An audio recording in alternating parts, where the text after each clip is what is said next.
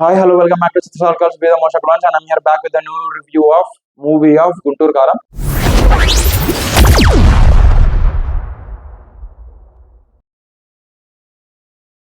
So okay, బాగుంది. Mahesh Babu fans అయితే బాగా వెళ్ళొచ్చు.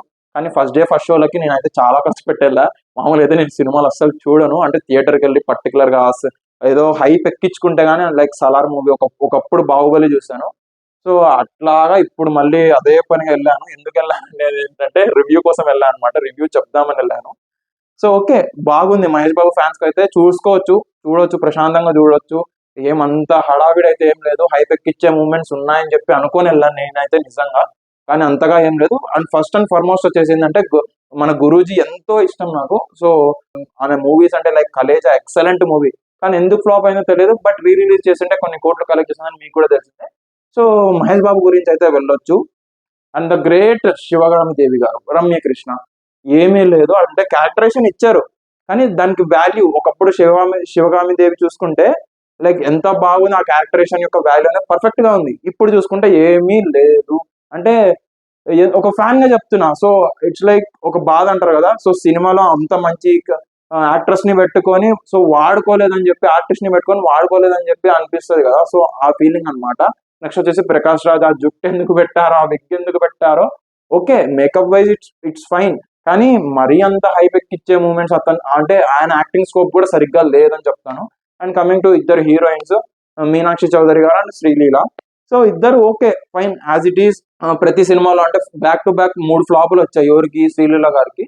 సో ఈ సినిమా ఏదన్నా మంచి స్కోప్ ఇచ్చిద్ది అంటే మళ్ళీ ఇండస్ట్రీలో ఒక మంచి ఛాన్సెస్ వచ్చే అవకాశం ఉంటాయని చెప్పి నేను కూడా అనుకున్నాం. సినిమా రిలీజ్ అయ్యింది అంటే లైక్ ఈ సినిమాలో పలానా హీరోయిన్ ఉందని చెప్పి తెలిసినప్పుడు సో హిట్ అవుతుంది అని అనుకున్నా.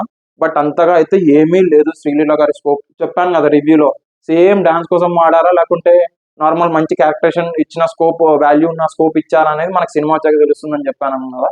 సో సినిమా వచ్చాక తెలిసింది స్కోప్ అయితే ఏమి ఇవ్వలేదు. తర్వాత వచ్చేసి ఏంటంటే ఫైట్స్ అనమాట. లైక్ మనం అలా వైకుంఠపురం సినిమాలో లైక్ పోర్ట్లో ఒక సీన్ ఉంటుంది అనమాట, అల్లు అర్జున్ గారు కొట్టేది.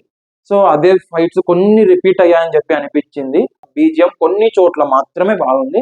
అండ్ మ్యూజిక్ వైస్ అంటారా, కుర్చీ మడత పెట్టి వేసుకొని వెళ్ళడమే. అంటే థియేటర్ సీట్ కూడా పట్టుకొని వెళ్ళేసేయండి. ఎందుకంటే అంతగా ఏం లేదంటే అంటే ఫస్ట్ డే ఫస్ట్ షోలకు చాలా మంది ఖర్చు పెట్టుకొని ఉంటారు. చాలా అంటే రివ్యూస్ కోసం కూడా చాలా మంది, కొంతమంది 1600 పెట్టి 1800 పెట్టి కొన్నారు టికెట్లు. సో అట్లాంటి టైమ్స్ లో కూడా అంటే సినిమా బాగుందని చెప్పి కొంతమంది ఫ్యాన్స్ పెట్టుకొని వెళ్తారు. బాగుంటే ఓకే, బాగలేకపోతే ఇదే అనమాట, థియేటర్ గురించి మడత పెట్టుకొని వెళ్ళడమే. మ్యూజిక్ అంటే అంత అనుకున్నాం కదా, మ్యూజిక్ అని చెప్పి అంత అనుకున్నాం. బట్ తమన్ ఈ సినిమాలో మళ్ళీ డౌన్ అయ్యాడు అనిపించింది. సో సినిమాలో మ్యూజిక్ అయితే అంతగా లేదండి. బీజియం కొన్ని చోట్ల వరకు మాత్రమే బాగుంది. ఆ కుర్చీ మడత పెడితే అండ్ లిరిక్స్ సంబంధించిన రామజోగేష్ శాస్త్రి గారు ఓకే రాశారు.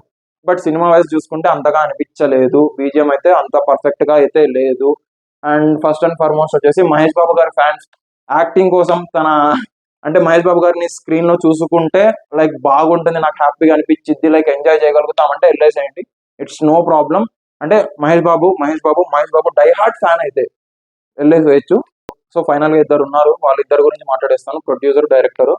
సో ముఖ్యంగా ఈ డైరెక్టర్ మహేష్ బాబు గారికి ఏ కథ చెప్పి ఒప్పించారో నాకైతే తెలియదు. కానీ ఒకప్పుడు కలేజా మూవీ అనుకుంటే అది రిలీజ్ చేసిన కొన్ని కోట్లనే కలెక్ట్ చేసింది. ఇదైతే రిలీజ్ చేసినా కూడా అంత ఉపయోగం లేదనిపించింది. సో దాని తర్వాత వచ్చేసి ఏంటంటే ఇంకా లైక్ పెన్ అసలు వాడలేదు అనిపించింది తప్ప. ఆయన కలం చాలా గొప్పది. కలం అంటే లైక్ పెన్ అనమాట. సో కలం చాలా గొప్పది. ఆయన మాటలు రాస్తే వినసొంపుగా ఉంటాయి, వినాలనిపిస్తాయి, మళ్ళీ మళ్ళీ పెట్టుకుంటారు. ఒక సీన్ కి పర్ఫెక్ట్ గా మాటలు రాయాలంటే త్రివిక్రమ్ గారు రాస్తే బాగుంటుంది. బట్ అదంతా మిస్ అయిపోయాం సినిమాలో. అండ్ బీజిఎం అంతగా లేదు, పాటల వరకే ఓకే. అండ్ ప్రొడ్యూసర్ వచ్చేసి లైక్ ఆదికేశవ ప్రెస్ మీట్ లో చెప్పారనమాట. ఏమని అంటే లైక్ మీరు గుంటూరు కారంకి ఎన్ని రివ్యూలు ఇచ్చినా ఆటోమేటిక్ గా గ్రాసింగ్ లో దూసుకుపోతుంది అని చెప్పి అదంతా ఫెయిల్ అయిపోయింది. It was back to him అనమాట, నాగవంశీ గారు. ఎందుకంటే సినిమా అనుకున్నంత రేంజ్ లో అయితే లేదు. హైప్ ఎక్కిచ్చే మూమెంట్స్ కోసం చాలా వెయిట్ చేసినాం, అంతగా అయితే ఏమీ లేదు. నేను చెప్పాను కదా ట్రైలర్ రివ్యూలో లైక్ కార్ ఎంట్రీ సీన్ బాగుంటుంది, అది ఇది అని చెప్పి.